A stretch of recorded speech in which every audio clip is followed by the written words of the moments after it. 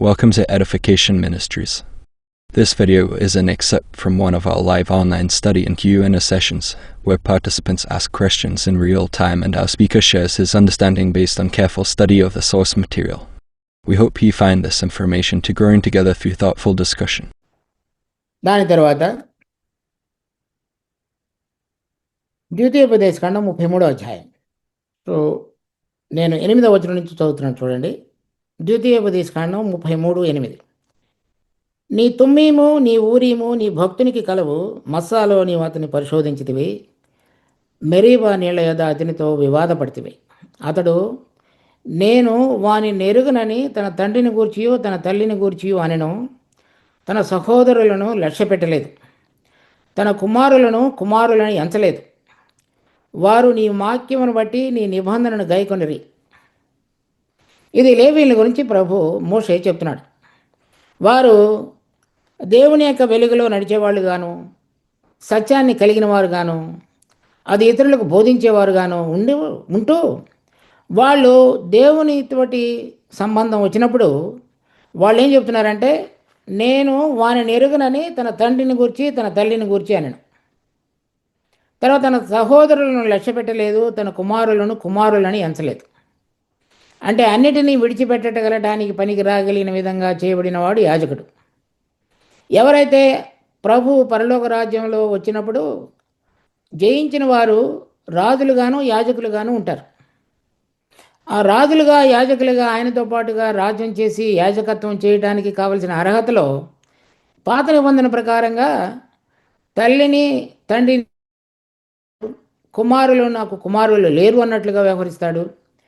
తర్వాత సహోదరులను లక్ష్యపెట్టలేదు. అంటే ఎవరైతే నా పక్షంగా ఉంటారో వారందరూ కత్తి తీసుకొని సహోదరులను చంపమన్నప్పుడు లేవీయులు ఒక్కళ్ళు మాత్రమే ఆ కార్యాన్ని చేశారు. ఆ రోజున 3,000 మందిని చంపారు వాళ్ళు.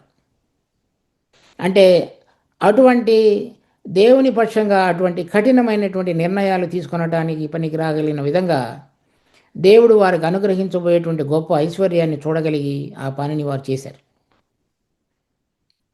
సో ఈ ముత్యాన్ని కొనటానికి మన సంబంధంలో ఎక్కడెక్కడైతే దేవుడు కత్తిరింపు తీసుకుని వస్తాడో లేక తీసుకురమ్మని కోరుతున్నాడో వాటి విషయంలో మనం దేవుని వైపు నిలబడినట్లయితే అది మనం ఏలటానికి పనికి రాగలిగిన విధంగా దేవుడు మనల్ని ప్రత్యేకపరుచుకుంటాడు.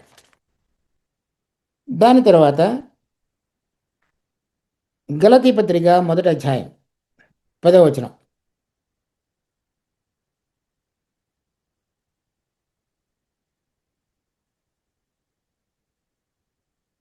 ఇప్పుడు నేను మనుషుల దయను సంపాదించుకున్న చూచుచున్నానా, దేవుని దయను సంపాదించుకున్న చూచుచున్నానా? నేను మనుషులను సంతోషపెట్టగోరుచున్నానా? నేను ఇప్పటికీ మనుషులను సంతోషపెట్టువాడనైతే క్రీస్తు దాసుడిని కాకయే పోదు. సో అన్ని విషయాలలో కూడా ప్రత్యేకపరచుకుంటాం. తర్వాత ఫిలిప్పీలు రాసిన పత్రిక 3వ అధ్యాయం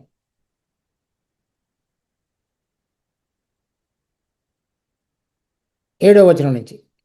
అయినను ఏవేవి నాకు లాభకరములై ఉండెనో వాటిని క్రీస్తు నిమిత్తము నష్టముగా ఎంచుకుంటున్నాయి.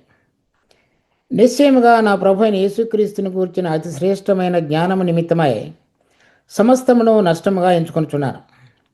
క్రీస్తును సంపాదించుకొని ధర్మశాస్త్రం మూలమైన నా నీతిని గాక క్రీస్తునందలి విశ్వాసం మూలమునైన నీతి అనగా విశ్వాసమును బట్టి దేవుడు అనుగ్రహించు నీతి గలవాడని ఆయన యందు అగుపడు నిమిత్తము ఏ విధము చేతనైనను మృతుల్లో నుండి నాకు పునరుద్ధానము కలుగవల్లని, ఆయన మరణ విషయంలో సమాన అనుభవం గలవాడని ఆయనను ఆయన పునరుద్ధాన బలమును ఎరుగు నిమిత్తము, ఆయన శ్రమలలో పాలివాడనొకటి ఎట్టిదో ఎరుగు నిమిత్తము సమస్తమును నష్టపరుచుకొని వాటిని పెంటతో సమానంగా ఎంచుకుంటున్నాను. సో నాకు కలిగినది ఏదైనా సరే నేను పొందబోయేటువంటి అనుభవంలో విలువైనవిగా నేను ఎంచుకొనటం లేదు. తర్వాత చెప్తున్నాడు 14వ వచనం. క్రీస్తు యేసునందు దేవుని ఉన్నతమైన పిలుపునకు కలుగు బహుమానమును పొందవలనని, అంటే ఆయనతో పాటుగా రాజ్యం చేయాలనేటువంటి బహుమానం గురి యొద్దకే పరిగెత్తుచున్నాను. కాబట్టి మనలో సంపూర్ణులమైన వారందరము ఈ తాత్పర్యమే కలిగి ఉందము. అది మనందరం కూడా చూడవలసి నేర్చుకుంటూ దానిని అనుసరించవలసిన వారంగా ఉన్నాం.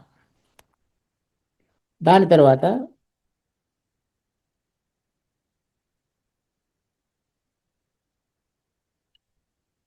ప్రకటన గ్రంథం 12వ అధ్యాయం.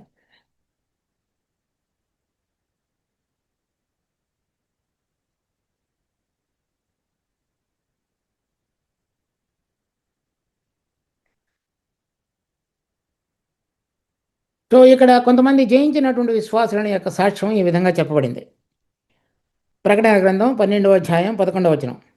వారు గొర్రెపిల్ల రక్తమును బట్టియు తామిచ్చిన సాక్ష్యమును బట్టియు వానిని జయించున్నారు, అంటే అపవాదిని. కానీ మరణము వరకు తమ ప్రాణములను ప్రేమించిన వారు కారు, చివరి వరకు కూడా. అందుచేతనే వారు శరీర విషయం, లోకం విషయంలో ప్రత్యేకపరుచుకొని దేవుడు కోరిన విధంగా జీవించగలిగారు.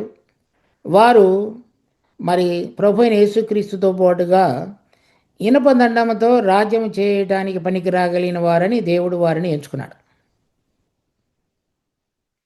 సో కనుక అటువంటి ఆధిక్యతలోనికి రాగలగటానికి దేవుడు ఈ లోకంలో, ఈ శరీరంలో మనకు ఈ అవకాశాన్ని ఇచ్చాడు. దాని యొక్క విశిష్టతను మనం గుర్తెరిగి ఆత్మ మనకు తెలియపరుస్తున్న కొలది మరి శరీరం మీద జయం, లోకం నుంచి ప్రత్యేకత, జీవించగలిగినటువంటి అనుభవంలోనికి రాగలుగుతున్నట్లయితే వారు ఏ విధంగా ఆ బహుమానం కొరకు, తర్వాత విలువైనటువంటి ముత్యాన్ని దాన్ని పొందటానికి చేయవలసిన ప్రయత్నాన్ని జరిగించారో మనం కూడా ఆ విధంగా ముందుకు సాగగలిగే విధంగా దేవుడు మనందరికీ కృప చూపించగలడు. సో ఈ ఉదాహరణలన్నీ కూడా మనకు ఎంతో ప్రోత్సాహాన్ని ఇచ్చేయగలిగినటువంటి జీవితాలు. వారందరూ కూడా మనలాంటి వాళ్ళే, కానీ వారి యొక్క బలహీనతలలో దేవుని యొక్క బలం, వారి యొక్క గుడ్డితనంలో దేవుని యొక్క వెలుగు, వారి యొక్క అజ్ఞానంలో ఆత్మ సంబంధమైన జ్ఞానము, వివేకము అనుగ్రహించబడి వారు వారి వారి జీవితాల్లో దేవుని పిలుపు తగినట్లుగా నడుచుకున్నారు. అందుచేత వారందరూ కూడా మరి జయించిన విశ్వాసుల పట్టి జాబితాలలో రాయబడ్డారు.